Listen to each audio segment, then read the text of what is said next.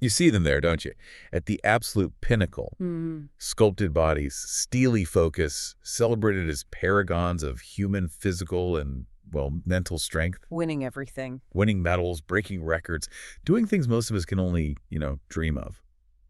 But peel back that golden veneer, and what if that relentless pursuit of excellence, that intense spotlight, what if it hides a profound, often invisible vulnerability? It is a striking paradox, isn't it? The very qualities we celebrate in elite athletes, the dedication, the sacrifice, the sheer mental toughness, Yeah, they can also create a kind of perfect storm for significant psychological challenges. that image of invincibility. Yeah. Well, it's often just that, an image. Exactly. And that hidden reality is what we're digging into today here at the Urban Herald. This is our deep dive into the complex world of mental health challenges faced by high-performance athletes. Yeah, we've been spending a lot of time with a really powerful article we published titled Mental Health in High-Performance Athletes, The Hidden Price of Excellence. And our goal isn't just to summarize. We want to really extract the most crucial insights from our reporting, synthesize the key factors at play, and understand why this conversation is just so essential right now, especially, with major global events like Paris 2024 putting athlete well-being much more into focus. Finally gaining the focus it desperately needs, really. We're going to unpack some surprising statistics, hear about the experiences of athletes like Simone Biles and Michael Phelps, Right. and look at what's actually being done to support them. Get ready to see the world of elite sport through perhaps a bit of a different lens. Okay, let's start with the environment itself. The article really paints a picture of this unique world these athletes live in. It does. It demands not just talent, but an extraordinary level of dedication. We're talking Olympians, professional athletes, national team members. They exist in this hyper-focused bubble, relentlessly pursuing perfection under, well, unimaginable pressure. The article calls this the price of excellence. When you break that down, think about what goes into it. Grueling training, constant public scrutiny, often unstable finances, the ever-present threat of a career-ending injury, Yeah. and then the daunting reality of eventual retirement. It's a lot. It really is. Take the training demands alone. The source highlights schedules that can eat up 6 to 8 hours daily. 6 to 8 hours. That's not just physically draining, it's profoundly mentally exhausting.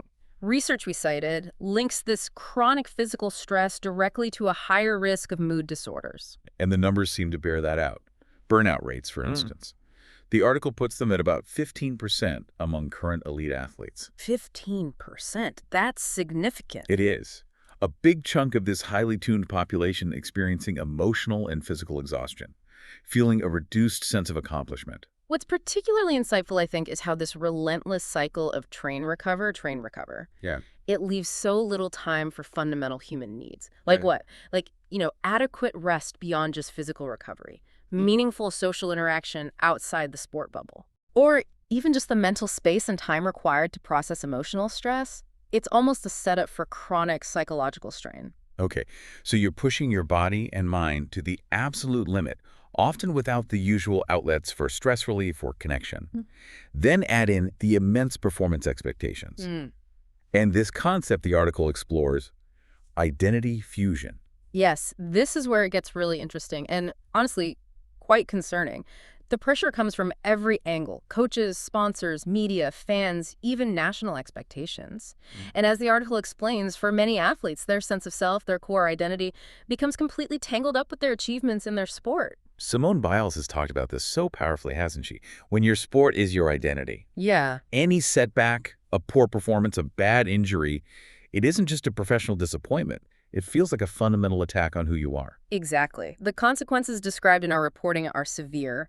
Depression, anxiety, a profound loss of self-esteem.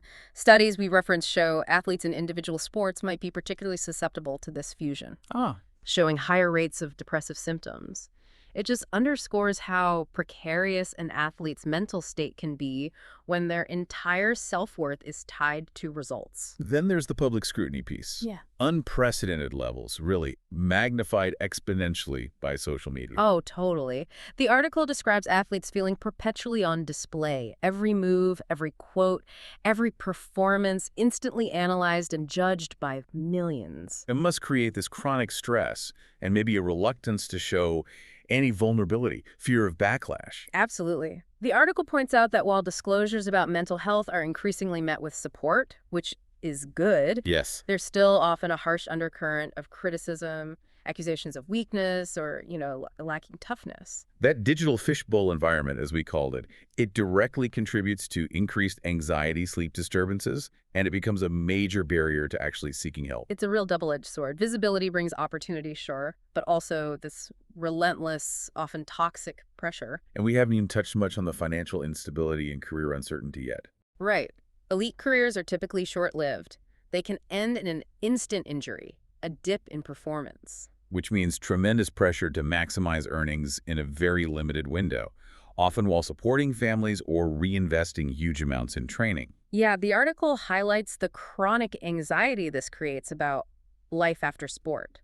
That worry can itself lead to things like overtraining or pushing through injuries just to maintain income. Which just makes everything worse. Exactly. Further deteriorating mental and physical health. It's a cycle. So if we connect all these unique pressures, the article presents some stark numbers regarding the prevalence of actual mental health challenges, doesn't it? It does, really stark. Up to 35% of current elite athletes experiencing significant mental health issues. 35%.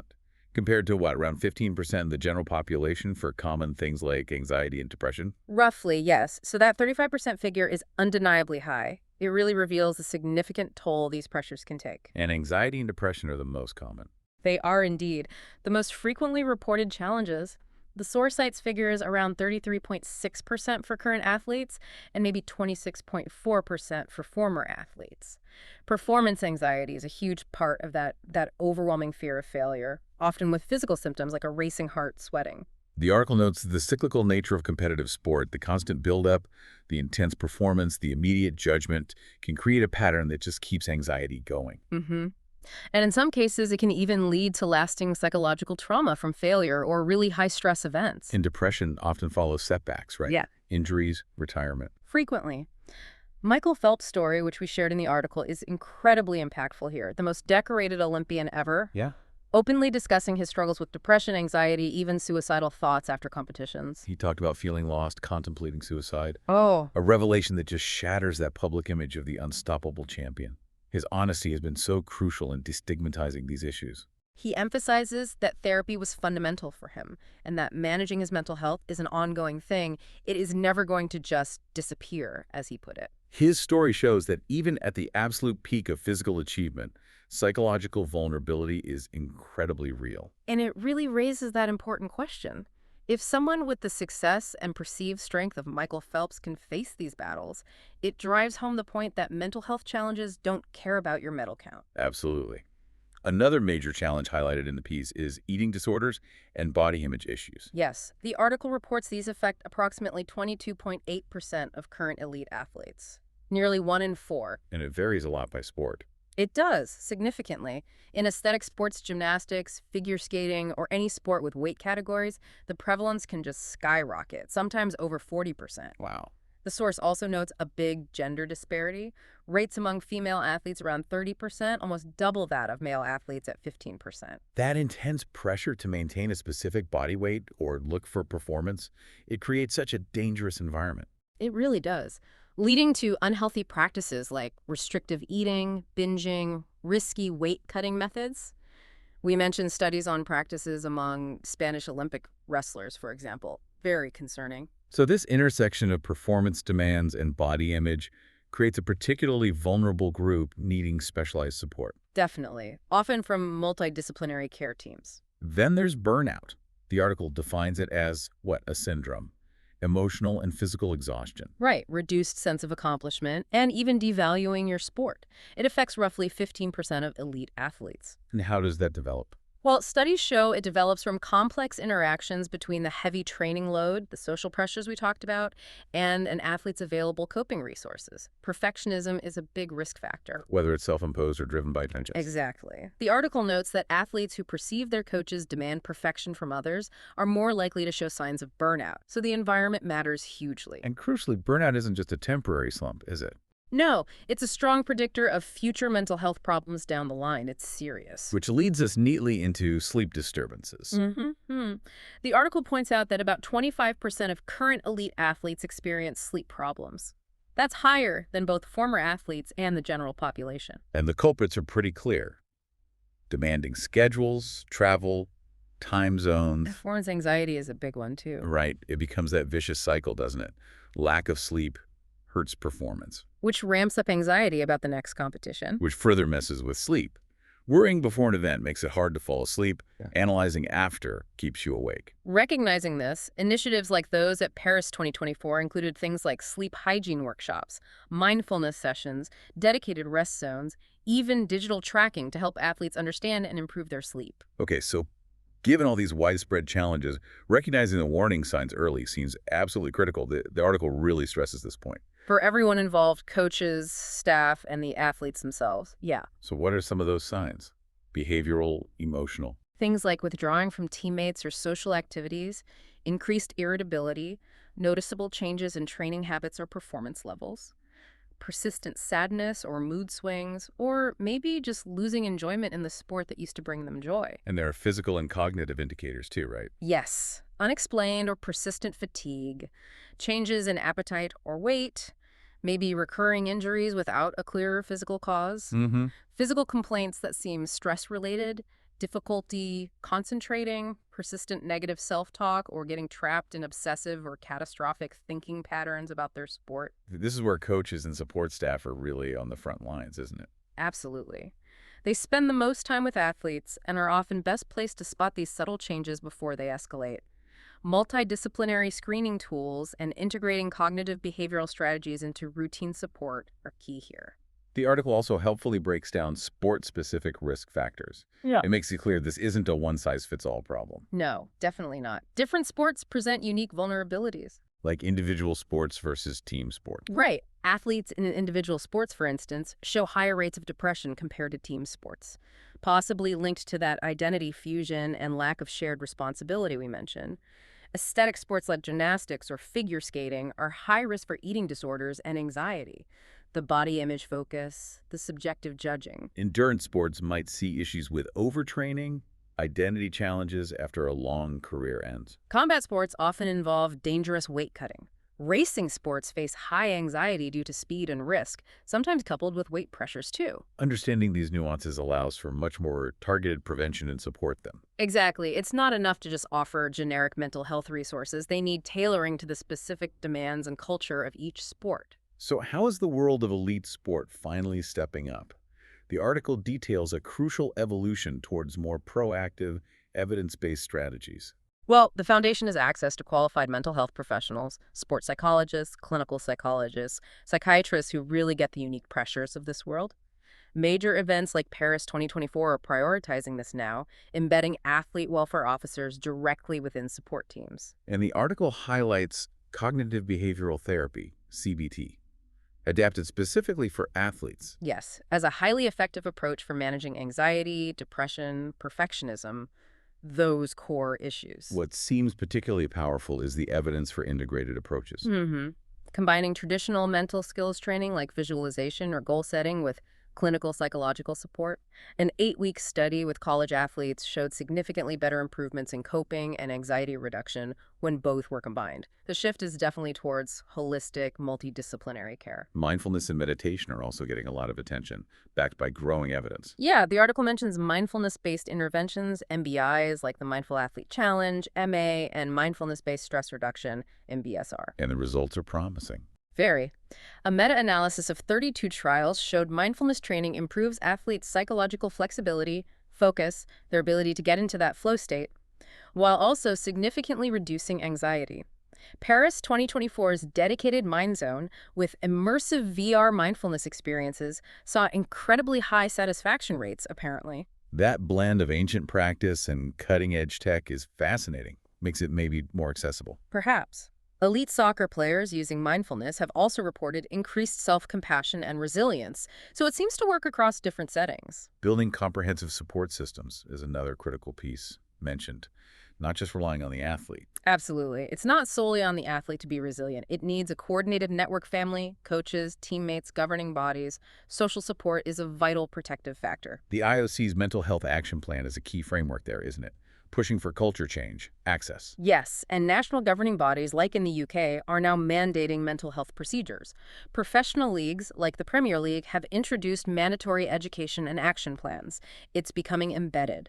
And the article weaves in actionable advice throughout this discussion on support for different groups. Yeah, for athletes, it's about prioritizing check-ins, using resources, seeking help early without shame, maybe maintaining interests outside sport, setting realistic goals, The coaches. fostering supportive environments, actively watching for warning signs, integrating mental health literacy into training, collaborating with professionals, creating space for open, non-judgmental chat.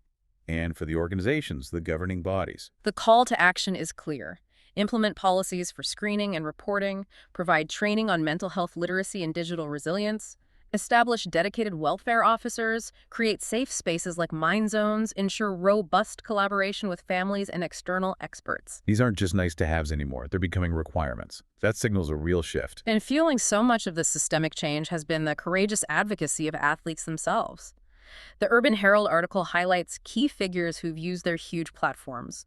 Simone Biles is the prime example cited, obviously.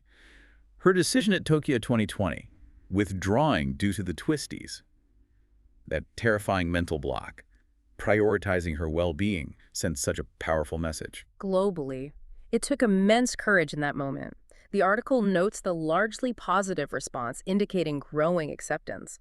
Her ongoing advocacy, openly discussing therapy, medication, self-care, it's been profoundly destigmatizing. Her simple statement, "We have to protect our body and our mind," really resonated. Michael Phelps's earlier revelations were also groundbreaking.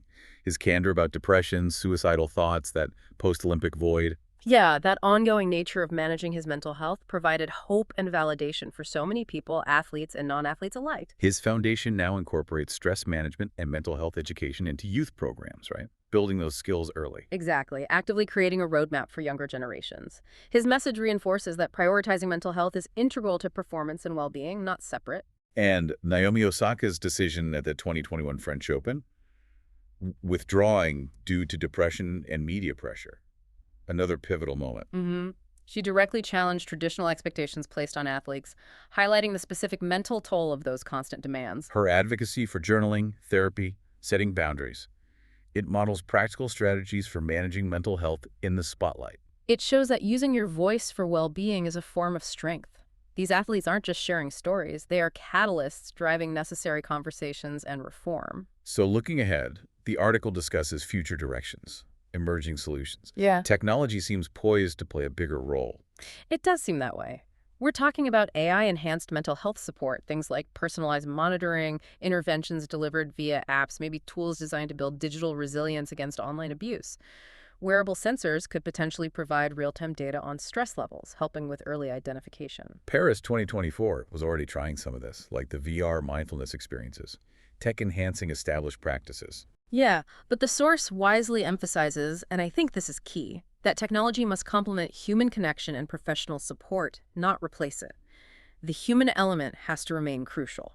Perhaps the most important shift, though, as the article argues, is the move towards prevention and early intervention. Yes, shifting the focus from reacting to crises to proactively building well-being and resilience right from the start. How do you do that? While integrating early screening programs into routine medical assessments for young athletes, widespread educational initiatives for athletes, coaches, families, the goal is to build mental health literacy, teach coping skills, foster resilience before major problems develop. Because teaching those foundational skills early protects not only long-term well-being, but ultimately supports sustained high-level performance throughout a career. Exactly. The two are intrinsically linked. They always were. So if we pull all these threads together from the Urban Herald's deep dive, what's the essential takeaway message? I think it's that while mental health challenges in elite sport are significant and frankly widespread, they also represent a huge opportunity for positive systemic change. Events like Paris 2024 are really setting a new benchmark for what athlete support should look like. The old model, the traditional way, focusing almost entirely on physical training while neglecting psychological well-being. It's just not sustainable. It never was truly effective, arguably. Integrating mental health support into every facet of sport isn't just, the right thing to do ethically. It's absolutely essential for performance. And the courage of athletes like Simone Biles, Michael Phelps, Naomi Osaka, Hmm. it's fundamentally altered the conversation. They've redefined strengths. Demonstrating that vulnerability and seeking help are powerful, not weaknesses. The evidence presented in our reporting is undeniable. Prioritize athlete mental health, and you get better outcomes, fewer injuries, longer, more fulfilling careers. That false dichotomy between performance and well-being, it's been totally disproven. Holistic care is the key that unlocks an athlete's full potential, both on and off the field. And the responsibility for this shift is shared, isn't it? Absolutely. It falls on athletes to speak up and seek help, on coaches to create supportive cultures, on organizations to implement policies and provide resources, and on families and society to listen and support. The roadmaps and strategies are there now. Success in this new way of thinking, it's measured by more than just medals and records. Much more. It's measured in lives that are healthier, careers that are sustainable, and human potential that is fully and crucially healthily realized. The article makes a really compelling case that the price of excellence doesn't have to be psychological suffering. A new definition of sporting greatness is emerging. One that embraces both competitive achievement and mental well-being, underpinned by things like AI-enhanced support, proactive prevention, and truly holistic care. The opportunity to build a sports culture where athletes can thrive psychologically, not just physically, it's here. And the time for action is now.